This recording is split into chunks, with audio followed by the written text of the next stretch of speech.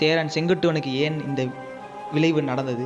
கிள்ளிவளவன் ஏன் தன் சொந்த உறவினரையே அப்படி தாக்குறான்? அதுவும் உறவினராய் மட்டும் நின்றாய் பரவாயில்லை, அவருக்காக ஒரு போர் புரிந்து அவனை ஆட்சி கட்டிலில் அமர்த்தியவரையே எப்படி கிள்ளிவளவன் தோற்கடித்தான்னு தெரியல.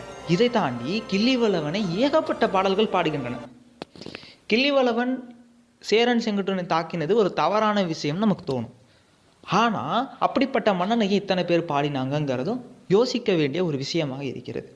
இப்படியாக ஏகப்பட்ட மர்ம முடிச்சுகளுடன் தான் சேரன் செங்குட்டுவனின் வரலாறு முடிகிறது. இந்த காணொளியும் இந்த காணொளி தொகுப்பும் உங்களுக்கு பிடித்திருந்தால் அனைவருடனும் பகிருங்கள். உண்மை தமிழர் வரலாற்றை உலகறிய செய்யும் வரை ஓய்வறிய மாட்டோம். வாழ்க தமிழ், வளர்க தமிழர். நன்றி, வணக்கம்.